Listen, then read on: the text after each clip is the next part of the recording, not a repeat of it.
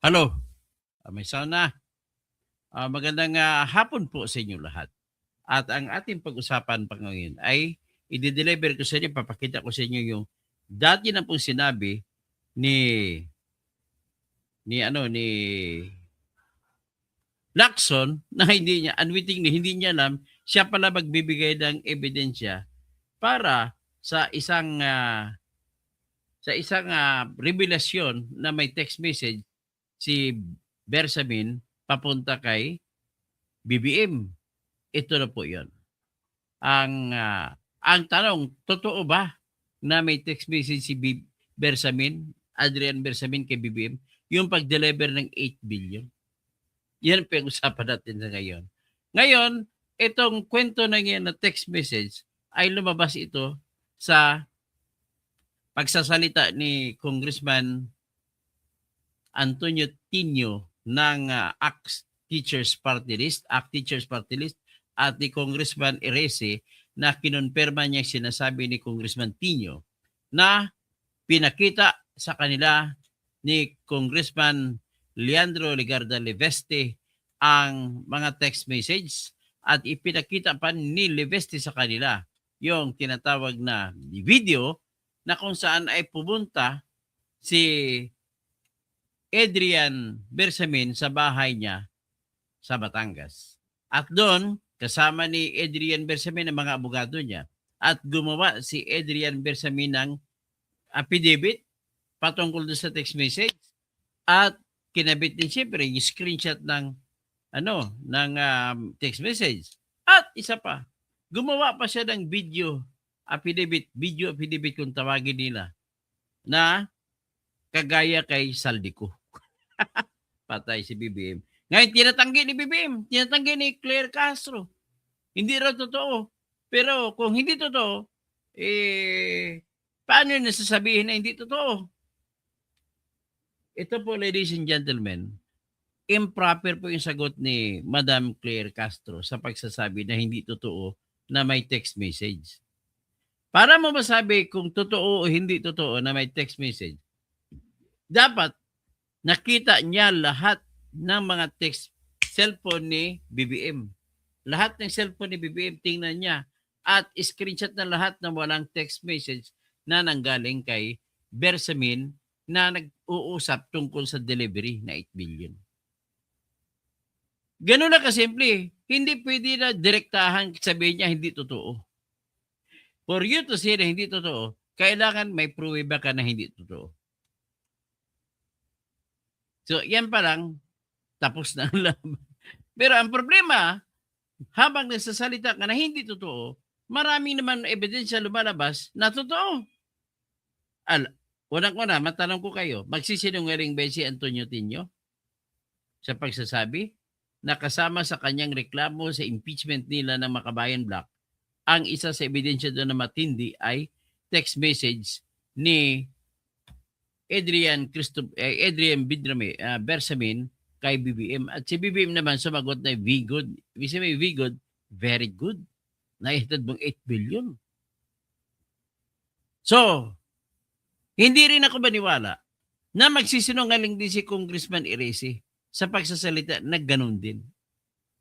At hindi rin ako maniwala na magsisinungaling si Leandro Legarda Leveste na nag-post kung tungkol dyan sa BBM text message. Abangan nyo na lang kung anong sasabihin ni Congressman Tino at saka ni Congressman Erese. So, yan na yun. So, ano pa? So, ngayon, kung totoo yan, saan manggaling yan kung hindi totoo yan? Alangan naman mag-imbento ng text message. Ito ngayon ang problema ni BBM. Kakampi niya si Lacson. Ang problema kay Lacson, nagkwento nung araw pa, November 18, hindi ko magkamali. Nagkwento siya sa Senado habang sa budget hearing. Sabi niya, may iba muna tayo. Pag-usapan natin yung sinasabi ni Saldico na insertion ni BBM na 100 billion ang kabuuan. At minanage ka daw niyan na monitor daw ni Roberto Bernardo yung delivery ng 8 billion papunta doon sa Diamond Hotel. Na kung saan nagmaneho si Trigib Olaybar, dinala niya ang laman ay 8 billion. So malaking siguro no? Malaking sasakyan. Dineliver, pinarada doon sa Diamond Hotel. Pagkatapos, kinuha naman ni Adrian at dinrive palabas. Ganun ang nangyari. So ngayon, nag-text pa daw si Kwan. Tingnan lang natin kung ano, basta unwittingly, napaamin. Nauna pag-amin kaysa pagbubulgar. So hindi alam ni Lacson na ibubulgar ng huli. Pero kay Lacson, pinapalabas niya na nagkukunwari lamang sila ni Trigib Olaybar at saka Bersamin na utos ni BBM yung pera. Tanong, kaya bang gawin ni Trigib Olaybar at saka ni Bersamin na magkukunwari na si Presidente ang nanghingi ng pera ng ganong kalaki? 8 billion. Wala pong tao na maggagawa ng pagkunwari, Lacson. Napakahirap paniwalaan ng kwento mo, Lacson. You are appearing like as an idiot. Premier ka pa naman. Waiting.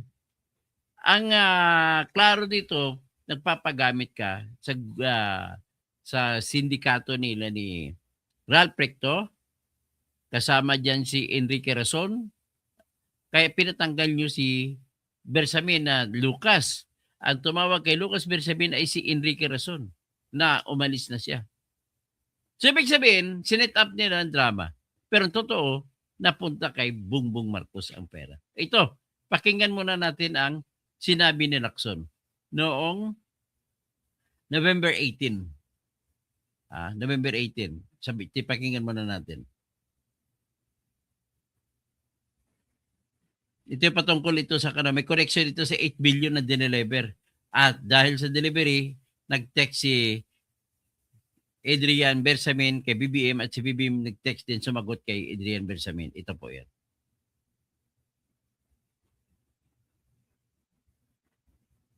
Ito. Or he knew that, kasi personal nagpapalit. Last Sunday. Ito, ulitin natin.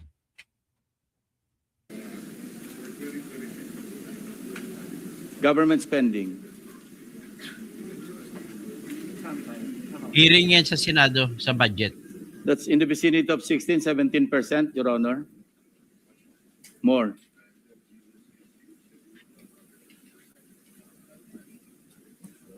I'll just answer first the last please. question of Senator Lacson. Government spending is about 25% of our economy, Mr. President. 25. So one-fourth of our economy comes from And government spending. household consumption, ilang percent? Senator Recto requested the breakdown. So the 25%, if you break it down, the 21% comes from national government. That's the budget. That's the budget that we are appropriating. 1% comes from the LGUs and another 2% comes from the GOCC. So more or less, mga around 24-25%. Yeah, pero sa infra spending, ilang percent of the...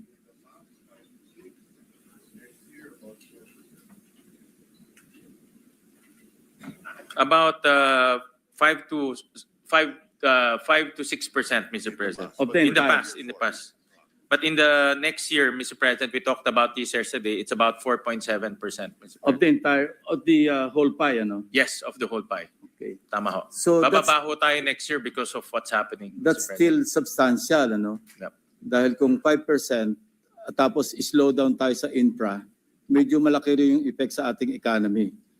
Are contributing to the slowdown in dahil doon sa mga anomalies na nararanasan natin this quarter in the recent weeks, ano. But Mr. President, let me deviate a Ayan. little, ano. Ayan, pakinggan nyo.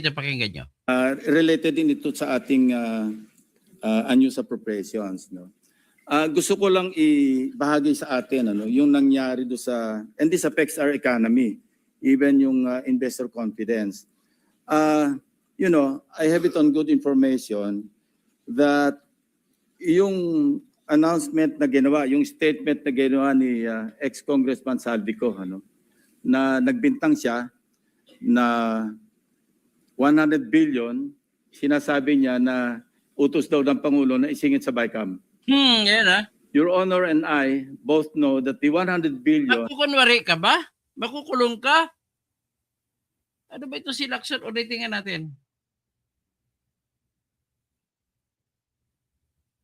ito sa ating unused appropriations. Gusto ko lang ibahagi sa atin yung nangyari do sa, and this affects our economy, even yung investor confidence. I have it on good information that I had it on good information. Hindi pala reliable information, good lang.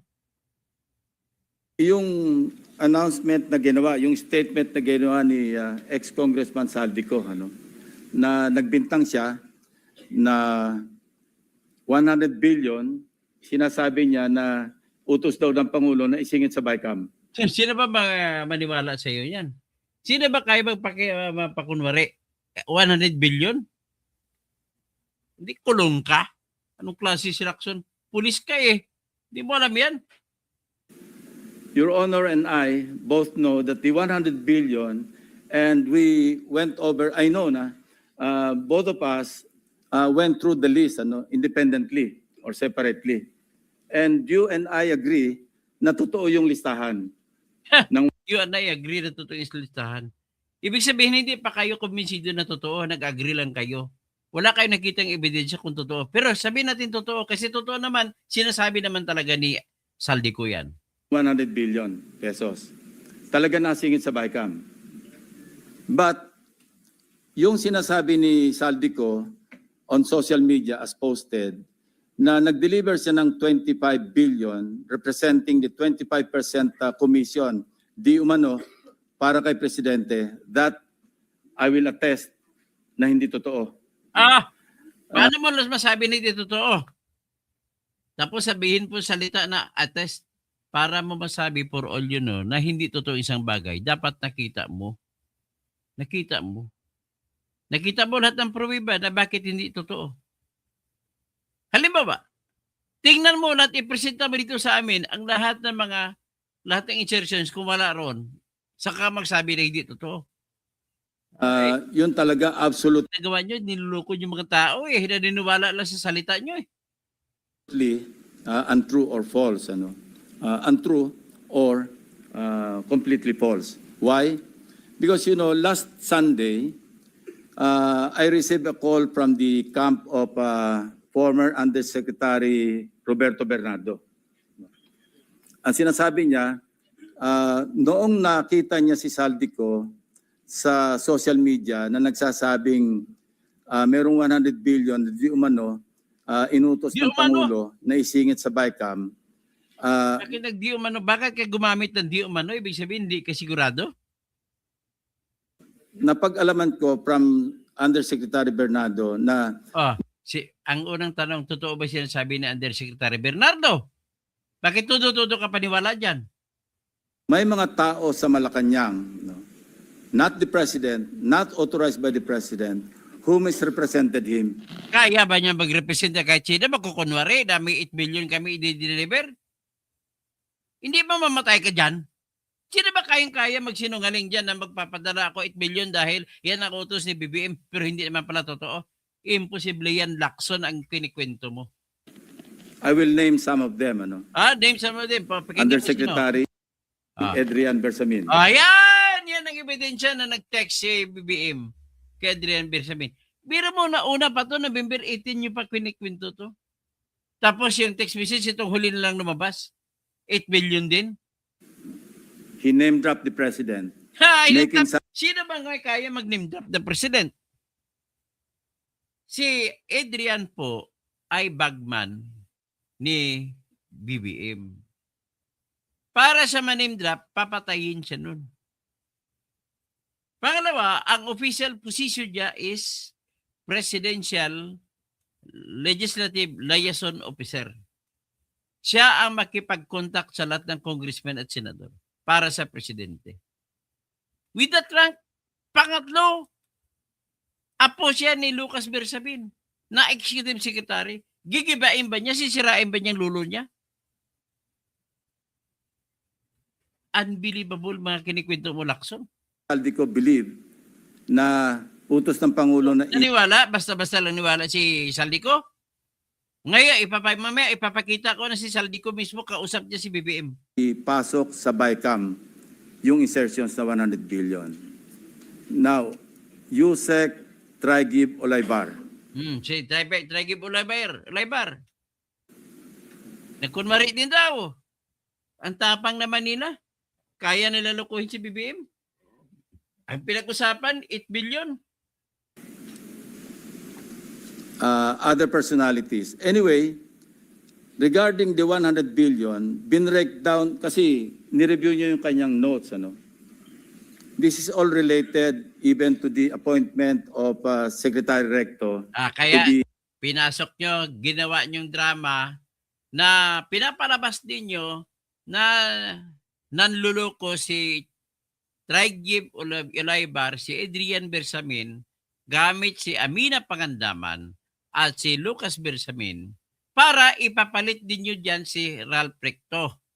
the Executive Secretary, as he is now the acting, I guess acting kasi hindi naman pwede magbigay ng ad interim appointment because Congress is not in recess, di ba? So, okay. Anyway, ang sabi niya sa akin, hindi po totoo yan, Mr. Senator. Kasi ang breakdown ng 100 billion, 81 billion, yun yung na-assign sa DPWH. Yung 29 billion, other agencies. Hindi niya alam. Hindi 29, 19. O yan, bago natin papatuloy, ipakita muna natin yan, yung sinasabi niya na budget.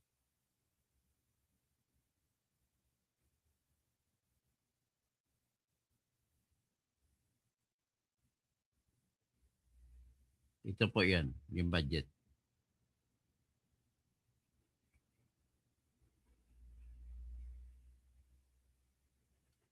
Yan. Yan ang budget. Yan. 100 billion. 81 billion sa DPWH. Ang 18 billion na sa other government institutions. Ito pong pinagbabanggit ni Lacson. Okay? Let us now proceed. Yan po yung pinapasok na mga insertions. Tapos sasabihin, nagkunwari lang daw dahil si Trigib Olaybar, si Bersamin, inutusan daw sila ni BBM. Sino ba naman papatayin ka dyan, magpakukunwari ka? Napakahirap naman ng logic mo, Mr. Lacson. Ito. Out of the 81 billion or out of the 100 billion, yung sa 81 billion, 52 billion, siya ang personal na nag-handle. Ako po nag-handle nun. Nasa notes Si Yusek Bernardo doon nag-handle ng 51 billion. niya. Ito yung kanyang table. Binigyan niya ako ng kopya. 51.01, I think almost 52 billion. Anyway, so 52 billion, yun yung personal hinandle niya. And talagang sabi niya, naghatid ako ng pera as kickback. Yan! But not to the president, but to Yusek Olaybar. Yan! Yan ang papasok ng text message. And sabi niya, ang pagkaalam niya, kasama si Yusek Adrian Bersamin. Yan na! 8 billion pesos, Mr. 8 President. billion pesos, confirm. In at least 10 deliveries. Papa, maniwala ba kayo? 8 billion pesos ang dineliver? Pagkatapos, magkukunwari, hindi alam ni BBM? Sino maniniwala na hindi alam ni BBM yan? Grabe naman ito si Lacson kung magsalita.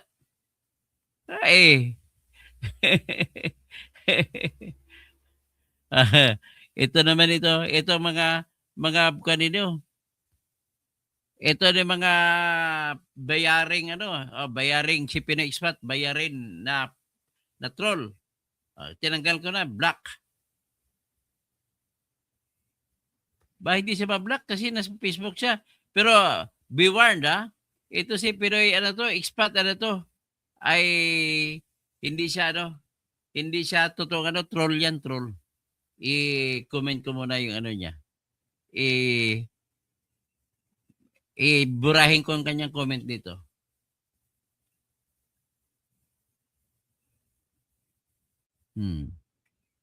Bayaran si Lacson, tama yan. Tapos si Lacson at Soto, sila ang naging abogado ni BBM. Marcelito Viray, sino nga nagkaluluwa mo? Sige, Pamor, sinungaling ka, alam ng tao bayan ang totoo. Sino ba pinatutukuyan mo?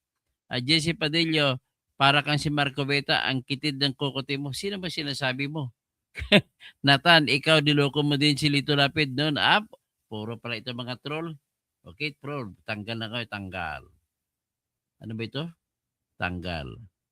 Ban. Okay. Sino pa ito? Isa? Tanggal. Ban the user. Okay. Si Marcelito Biray, tanggal. Ayun. Puro mga troll. Na Monica Lanis, imbis na investigasyon mo kung totoo o hindi, para kang di pulis. Tama. Parang hindi siya pulis. Bergie Piquero, very clear na ang mastermind sa corruption. Sanay sila, sabi niya, sanay si Lacson. Gawain niya yan. Tama po kayo. Pastor Rodi Rabi. Magandang hapon. Patuloy natin. The modus that yung arrangement nila is may tigisa silang armor ban. Palitan ko na ng armor ban. May armor ban si Yusek Olaybar. May armor ban siya. Magpapark sa basement ng Diamond Hotel. Diamond Hotel Darating yung van driven by Olaybar. And possibly, sabi niya, hindi siya sigurado, and possibly along with Adrian Bersamin. Bakante yung armor van, ipapark, idadrive yung isang van na puno ng pera. Ranging from 800 million hanggang 2 billion. Umabot ng 2 billion only because sometime in March, yung kanyang date na sinasabi from, I think, March hanggang April, yung delivery. Very good nga raw siya, sabi ni Yusek Alaybar, kasi nakakapag-deliver.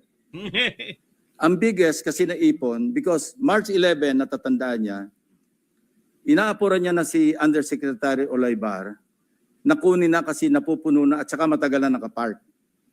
Ang sabi niya, sabi ni Olaybar sa kanya, wag muna kasi magulo ngayon dahil inaaresto si dating Pangulong Duterte. Halata So na naipon kayo. yung laman ng van. Halata na kayo.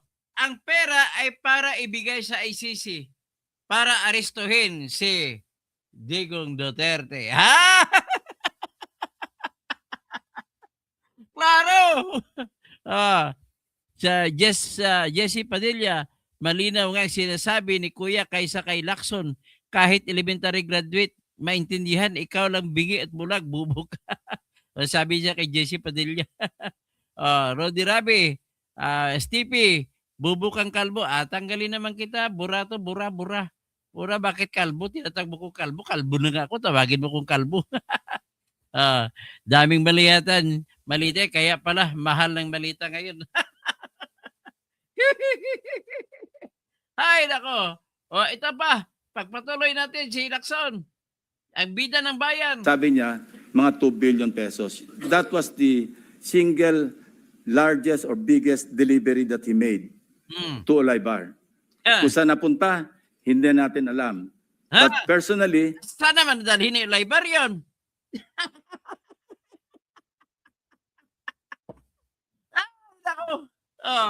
he knows or he knew that kasi personally, nagpapalit sila. No? Amounting to 8 billion pesos. Sino ba naman ang tao na susugal ng kanyang karera para sa ganung gawain? Ang hirap ng paniwalaan mga kwento mo.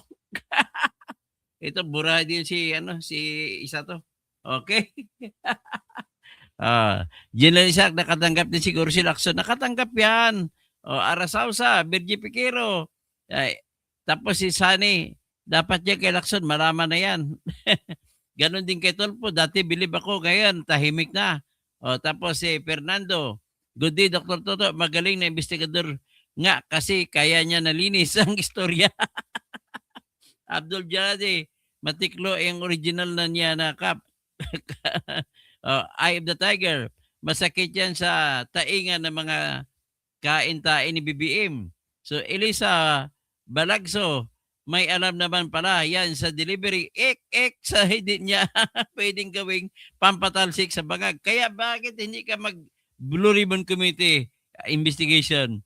Basti Sagmita, wag mo tanggalin ang mga buzzers. Attorney, wag mo nang i-irate. Tinanggal ko na comment nila. Kumbaga, sinabon mo. Tapos si Herbert Filomeno Indiape. Namantikaan din. 1 billion he delivered to Secretary Bonoan. So that's 9 billion.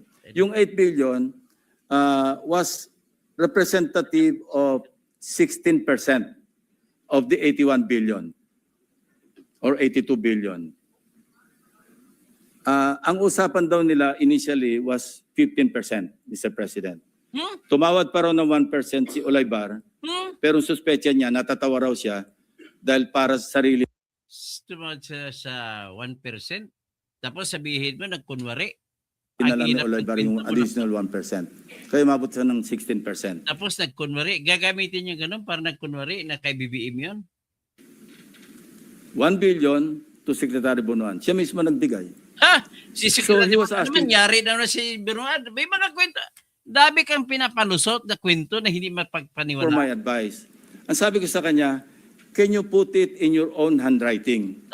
And I'll see to it that it will reach the President. Ginamit niyo pala yun na kwento para matanggal si Bersamin. Palitan ni Ralph Ricto. Kasi mga sindikato niyo ni Ralph Ricto, yan. Isipan mo. Kasi si Bersamin hindi niyo maasahan kasi patino yung former Chief Justice. But I took notes. When he was narrating what he was about to write down, I was taking notes together with my 2 lawyers. He was also with his Pare-pare kayo sinungaling mga abogado mo. lawyer. So, and that happened. The President received the handwritten narration. No? Ang sabi niya nga rito, eto, meron akong notes dito eh. Sabi niya, last quarter ng 2025, most likely during the last days of October or early November 2020, ano to? Last quarter. USEC Trigib requested for list of projects. Siya nagpe-prepare eh. Of course, along with USEC Cabral kasi si Undersecretary Cabral naman ang tinatas ni Secretary Bonoan. So ngayon, alam niyo na kung bakit pinalabas na namatay si Cabral. Yan na yan. Na mag-prepare ng listahan. Ito nga yung awkward, Mr. President, and we want to correct this. Ano? Bakit nauna yung funding saka palang maghahanap ng items? Hindi po ba dapat may items nanggaling sa RDC bago po podohan? Complete with program report, complete with planning. Pero ito po, nauna pa yung pagpopondo saka palang hahanapan ng items na ililista sa NEP. Remember? Panay kwento ka naman, Lacson. Hindi naman nangyari. Mga senador, trabaho ni senador na usisain yan. Hindi mo ba nausisa? Bukod pa po ito, dahil ito, gaan na ito eh, BICAM na ito eh. And mind you, even during the NEP, anyway, mamaya ko na itackle yun. Ito yung sinabi niya rito. No?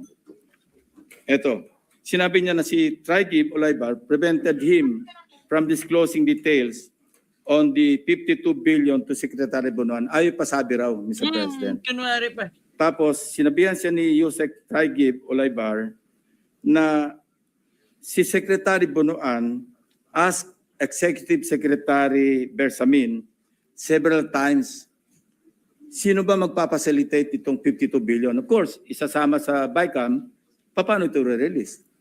Sino magpapacilitate? Ang sagot ni ES Bersamin sa kanya, we will take care of it. Kunwari, ginawan mo ng istorya si Bersamin. Sila na raw ang bahala kung paano ayusin yung 52 billion. Now, I'm not defending the President, Mr. President. But in fairness to him, yung list of projects, yung 100 billion, initially naka-FLR lahat yun eh. Yeah, Pinapatrack- initially naka-full later release. Ko ngayon sa aking staff, kung ilan yung na-release out of the items on FLR or PISARO for issuance of SARO. Hindi pa namin alam. But initially, kasama sa nabito do sa 194 billion ng ating Pangulo, 1.15 billion pesos worth of projects. Andito yung listahan ng projects. Nilista rin ng, nakita ng mga staff ko ito, pero may listahan din si Bernardo. Ay, nito. Lacson, mahilig ka gumawa ng kwento. Kung alam ni Pangulo at siya nag-utos na mag-insert ng 100 billion sa GAA, sa BICAM, bakit niya ibibito? Okay. Dito, nakuhaan ko naman ikaw ebidensya, Lacson. Sinabi mo, sa 100 billion ay hindi alam ni BBM. Tapos, sinabi mo later, ngayon lang, na binito ni BBM ang 1 billion mahigit na kasama sa 100 billion. Eh bakit hindi niya binito ang lahat na kung hindi niya alam yun? Anong klaseng kwento to si Lacson to? Oh, Hindi na observation ni Your Honor, di ba? Sabi niyo rin, because you also examined. diba? While you niyo were rin, examining respecting the 2025 GAA, we were also busy inspecting. No, hindi naman tayo po nag-coordinate, but our findings are practically the same. Di ba? It's the same, Mr. President. The same. Yeah, ito yung tatlong items no, na nabito. binito mong tatlong items pero the rest of the 100 billion hindi mo binito? Ano ka, BBM? Saldico list vetoed items. GAA Volume 1C, page 849. Construction of cruise port and facilities package, Puerto Princesa City.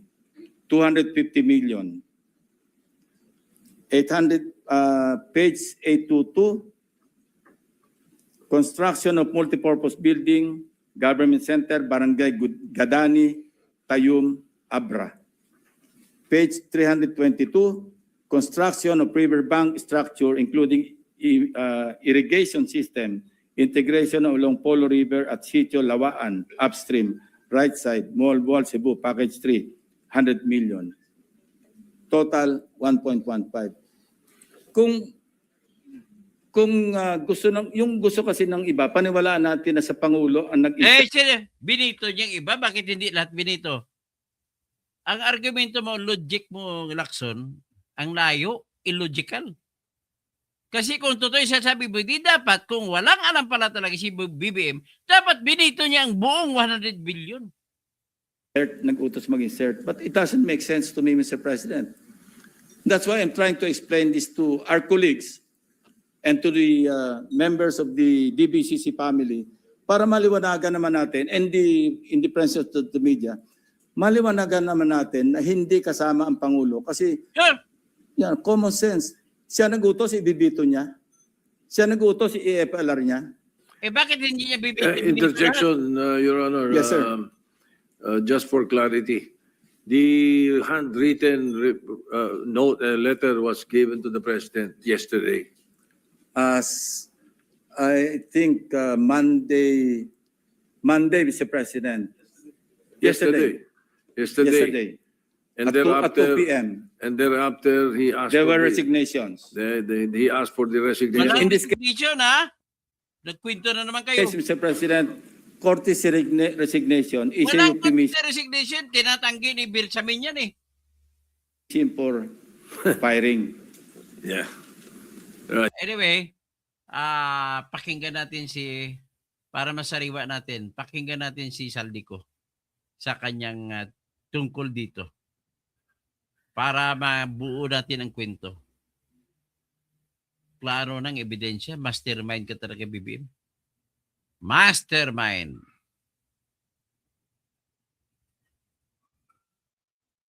Ito. Lang sa mga insertions ko. Huwag ka nang makialam sa budget. Na ginagawa ko lang ang mga utos niya tungkol sa mga insertions na sinasabi niyang hindi na raw niya makilala. Nagsabi na pinapa-insert ng mga projects ang Pangulo na worth 50 billion pesos. naging malinaw sa akin na siya mismo ang nag-utos kila Secretary Mina Pangandaman at Yusek Adrian Bersamin ang gusto niya ng 50 billion pesos na insertion. Ngunit ang sagot ng Pangulo, humingi ka ng bago or dagdag na insertions. Bakit hindi niya agad tinanggal noon pa? Kasi mismo siya ang nagbibigay ng utos. Ako mismo ang nakasaksi at nakausap ng mga taong direktang sangkot. Hindi lang po ang Pangulo ang may insertion sa budget. Pati po si Congressman Sandro Marcos. Yan, pakinggan natin. Pero kahit na na-deliver na ang 1 billion pesos para kay Pangulong Marcos at kahit na naisama na rin sa 2025 budget ang 100 billion pesos insertion sa pamamagitan ng BICAM Committee, ayon mismo sa utos ng Pangulo, nagagalit pa rin daw si BBM. Kaya noong February 2025, sumulat po ako ng isang confidential letter kay Pangulong Marcos. Doon ko ipinaliwanag na ginagawa ko lang ang mga utos niya tungkol sa mga insertions na sinasabi niyang hindi na raw niya makilala. Ilalabas ko po ang sulat ko sa Pangulo kasama ng video ito. Si Yusek Jojo Cadiz ang nag-ayos ng aming meeting noong March 2025 sa 1201 Aguado Street, tapat ng Malacanang, Gate 4. Oh, klaro. Pero sa halip na kumalma ang Pangulo, lalos lang siyang nagalit. Sa halip na itanggi o linawin niya ang tungkol sa 100 billion insertion, pinagsabihan niya kami ni dating Speaker Romualdez at sa akin mismo, diretsahan niyang sinabi, "Huwag mo akong pigilan sa mga insertions ko. Huwag ka nang makialam sa budget." Dahil sa mga binitawang salita sa akin ni BBM, naging malinaw sa akin na siya mismo ang nag-utos kila Secretary Mina Pangandaman at Yusek Adrian Bersamin na ipasok ang 100 billion pesos worth of projects. Aha, ulitin natin ha. Sinabi ni Saldico na sinabihan mismo siya ni BBM wag siyang pakialaman sa kanyang insertion. Ulitin natin yan, ulitin natin.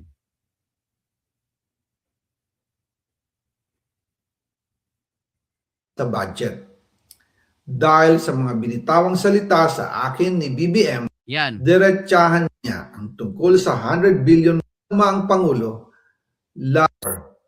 pero sa halip na kumalma ang Pangulo, lalo si Yusek Jojo Cadiz ang nag-ayos ng aming meeting noong March 2025 Meeting ni Cadiz at saka ni Saldico at saka ni BBM. Yan ang meeting ha. Nag-meeting sila. Ilalabas ko po ang sulat ko sa Pangulo kasama ng video ito. Si Yusek Jojo Cadiz ang nag-ayos ng aming meeting noong March 2025 sa 1201 Aguado Street, tapat ng Malacanang, Gate 4. Pero sa halip na kumalma ang Pangulo, lalos lang siyang nagalit.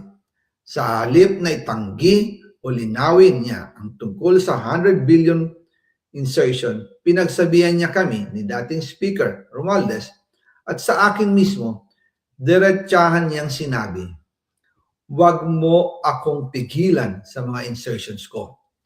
Huwag ka nang makialam sa budget." Dahil sa mga binitawang salita sa akin ni BBM, naging malinaw sa akin na siya mismo ang nag-utos kila Secretary Mina Pangandaman at Yusek Adrian Bersamin na ipasok ang 100 billion pesos worth of projects. Kaya kung hindi talaga totoo na galing sa Pangulo ang utos, bakit hindi niya agad tinanggal noon pa sina Secretary Mina Pangandaman at Undersecretary Adrian Bersamin nang pinaalam ko sa kanya ang 100 billion insertions sa pamamagitan ng sulat?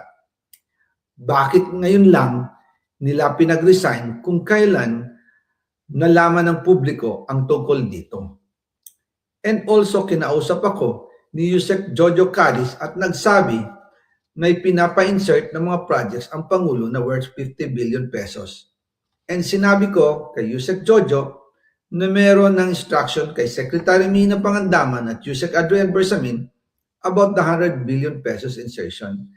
And sabi niya, kakausapin niya ang Pangulo na kung pwede, doon na lang i-charge ang gusto niya ng 50 billion pesos na insertion. Ngunit ang sagot ng Pangulo, humingi ka ng bago or dagdag na insertions. Doon po nakita at naramdaman na hindi pwedeng sabihin ng Pangulo na wala siyang alam sa mga nangyayari. Kasi mismo siya ang nagbibigay ng utos. Ako mismo ang nakasaksi at nakausap ng mga taong direktang sangkot. Kaya hindi na pwedeng maghugas kamay at magturo na parang inosente. At kung titingnan ninyo ang 2026 budget, may panibago siyang 97 billion insertions. Pero ngayon, ipinasok na mismo sa President's Budget or NEP 2026.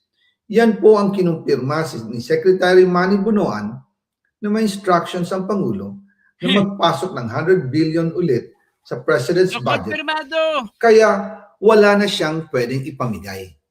Ito ay nalaman ko noong May 2025 sa meeting namin kasama si dating Speaker Romualdez sa number 30 Tamarind Street, Forbes Park.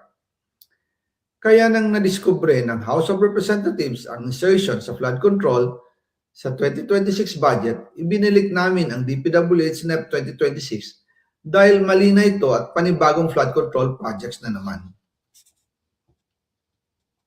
Hindi lang po ang Pangulo. Hindi po ito AI kasi pag binuksan mong Facebook page na ito, naka-verified po, meta-verified. Ang may insertion sa budget. Pati po si Congressman Sandro Marcos, meron din pong pinapasok taon-taon. Noong 2023, may 9.636 billion pesos. Noong 2024, 20.174 billion pesos.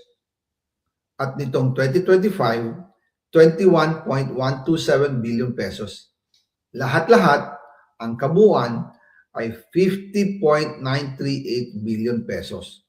At bawat taon po, sa tuwing dumarating ang BICAM budget process, lagi po may utos si Congressman Sandro na ipasok ang mga proyekto niya.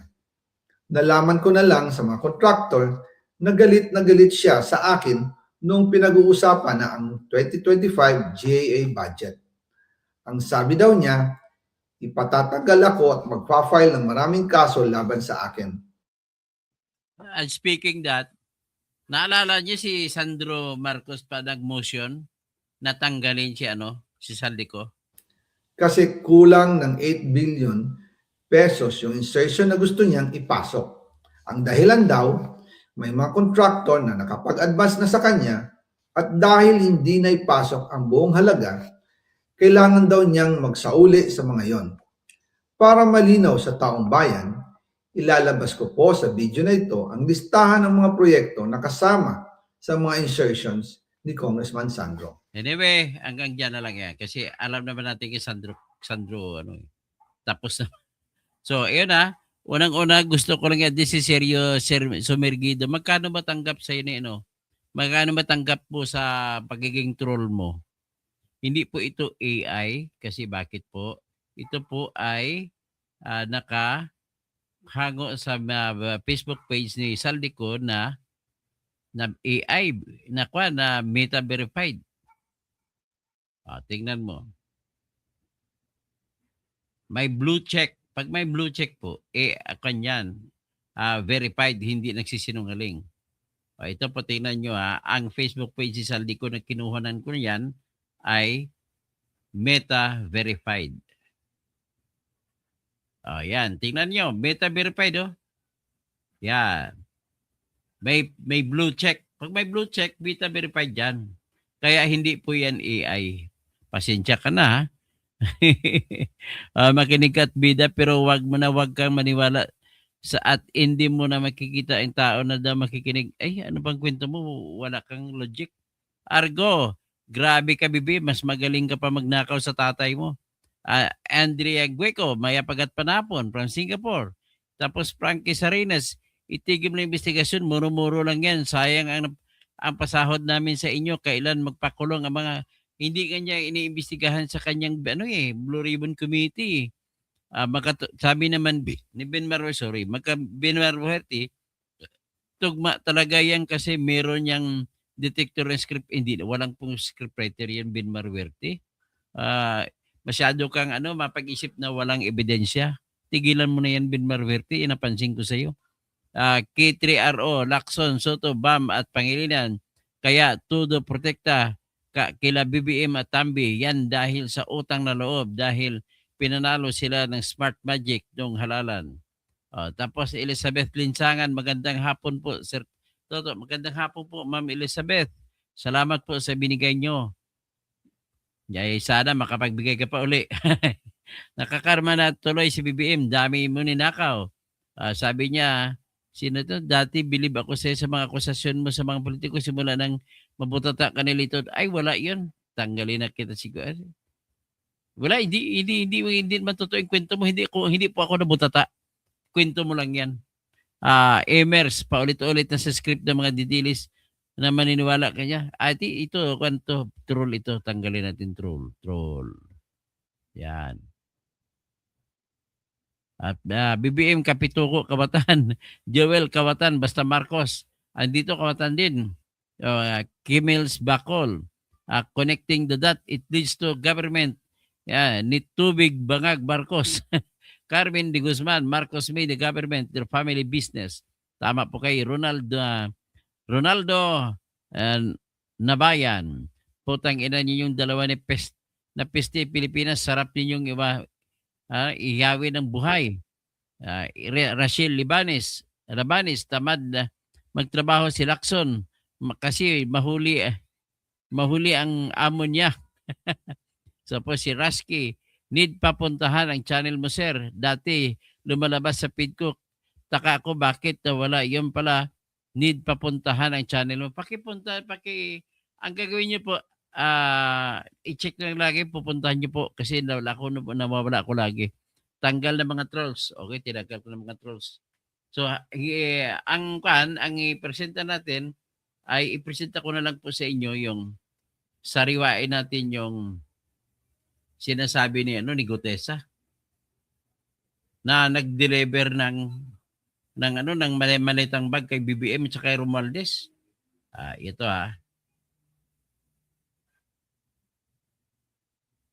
Ayan, sariwain natin si Gutesa.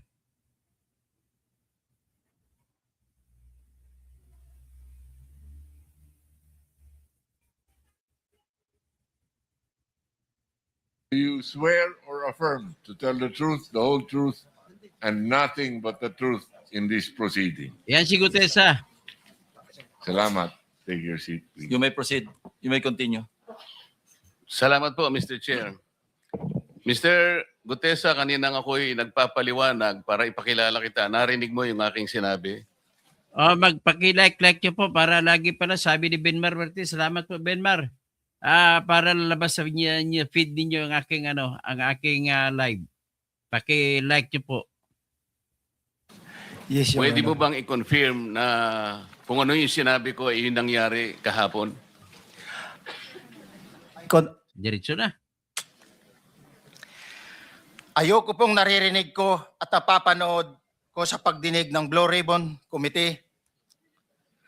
At ngayon ko po napagdugtong-dugtong yung naging partisipasyon ko po sa anomalya at korupsyon na ginawa at lumalabas sa hearing na ito.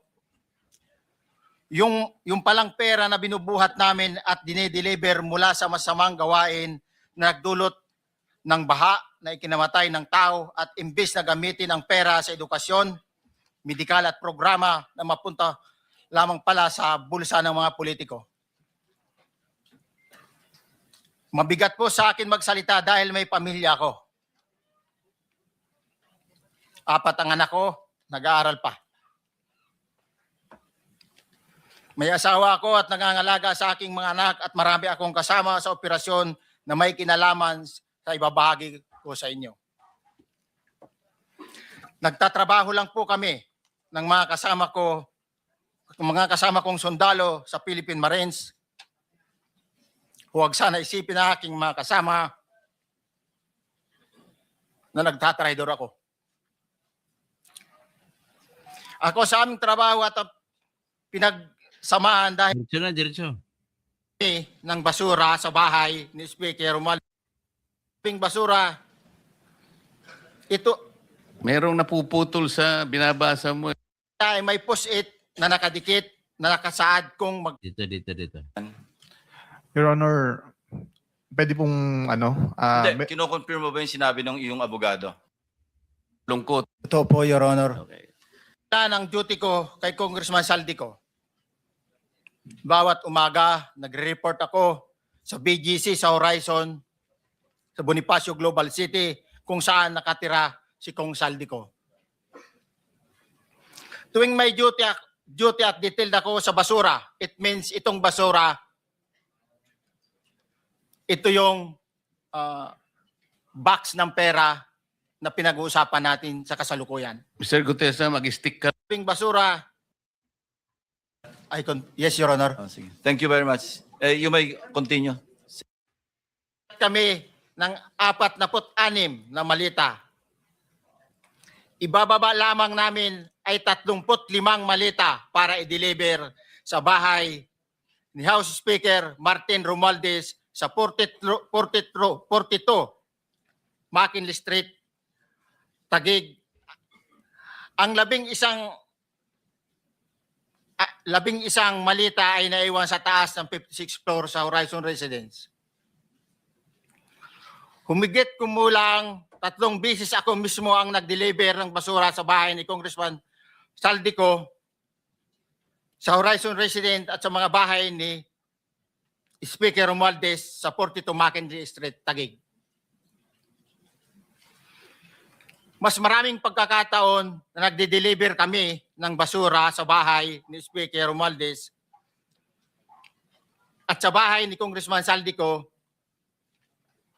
dahil iba-iba kaming mga nakadetailed na close-in, backup, at advance party. Dapat ang lahat ng mga nakadetail na close baka pinatabag ni Lacson doon sa Blue Ribbon Committee niya. Bakit hindi niya pinapatawag? Na nagkakaroon ng rotation.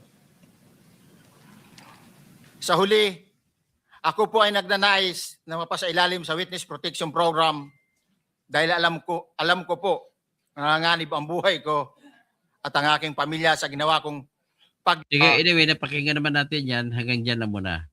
So sa ngayon ay sariwain na natin yung pagpapatunay ni Erice at ni Congressman Tinio na totoo yung text message kay BBM para sa 8 billion na delivery. Ito po yun. At ito namang text message na yan ay ginawa ng affidavit ni Bersamin Adrian at binigay kay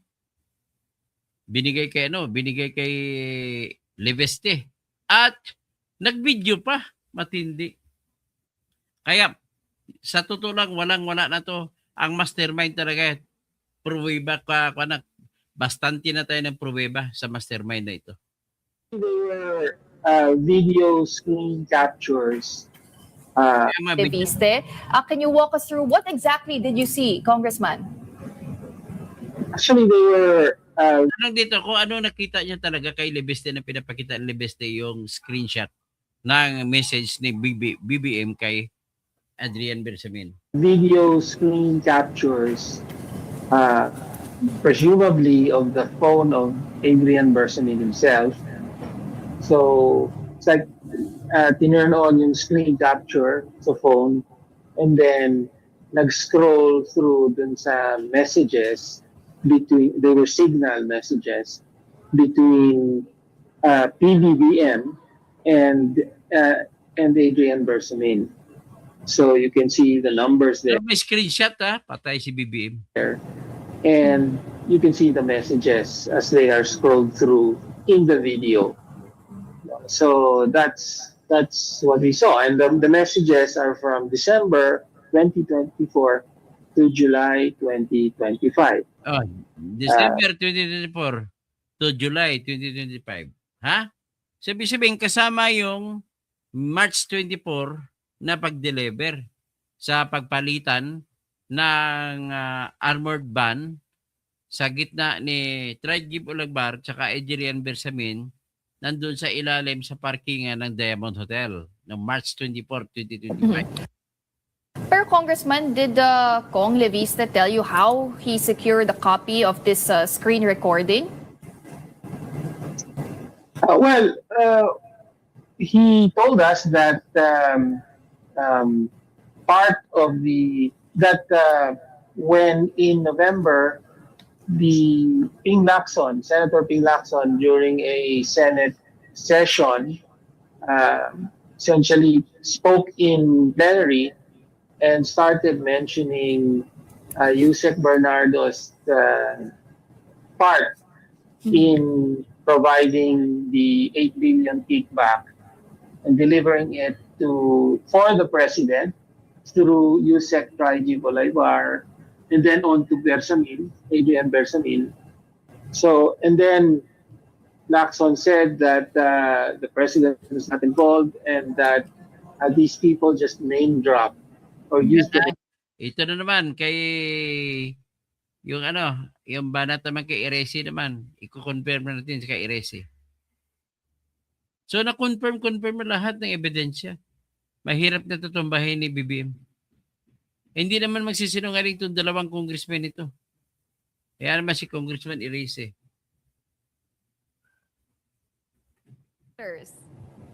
Morning. Okay, Congressman, marami po tayong pag-uusapan this morning, but let's start with the supposed text messages between President Marcos and former Yusek Adrian Bersamin. You said, Kong, na nakita nyo ito personally, but tell us what exactly did you see in these documents and how convincing were they for you? Well, there were exchanges of text messages between the allegedly from the cell phone number of the president. Merong pinakitang number,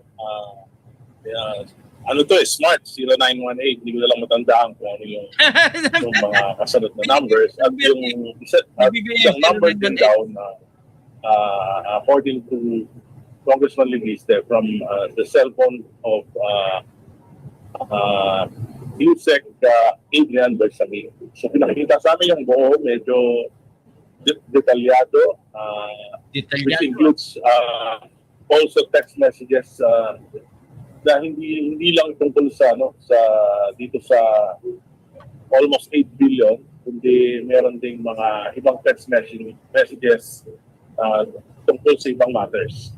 Mm-hmm. But could you confirm, Congressman, that this number is actually the president's cell phone number since yung nakita nyo lang po ay parang 0918? Hindi ko alam number nga yung presidente. Sasabi ko lang, medyo detailed talaga yung conversation between the So anyway, yan na po ang katunayan. So ladies and gentlemen, ako po bilang trial lawyer na sanay, tapos na po nito. May papanalo ko ng kaso nito, napapatunayan ko na si BBM may mastermind. So yan na po, bahala kayo sa inyong inyong pag-iisip. Sa Ben Marwerte, salamat po. Salamat sa iyong mga advice. Anon Savior, ay bibalin sa Duterte, wala kang ebidensya makuha, puro gawa. Tapos Emilia Walter Samson, ilabas mo ebidensya na hindi yan para puro dada. Ay, ito, makabibim. Magkano binayad sa'yo? David Santos, nawawalan sa usapan ng mga DDS na congressman at senador. Tapos na ang mastermind ng mga corrupt na si BBM. Yan nga. File a case, intriga. May pera ba ako pang file ng case? Si ombudsman ang trabaho niyan. Ano ka ba? Tapos, presidente pa siya, hindi pa siya pwede kasuhan. Kapag tapos yung presidente, saka siya pwedeng kasuhan. Rachel Abanis, ito yung sinasabi ni BP na dalawa lang may hawak ng pera, si Ko at Romualdez. Thomas Esplana, kanina po, Attorney Kausing. Salamat po, mag-like po kayo lahat at pakiusap talaga. At ito'y tapos na tayo po. Maraming salamat.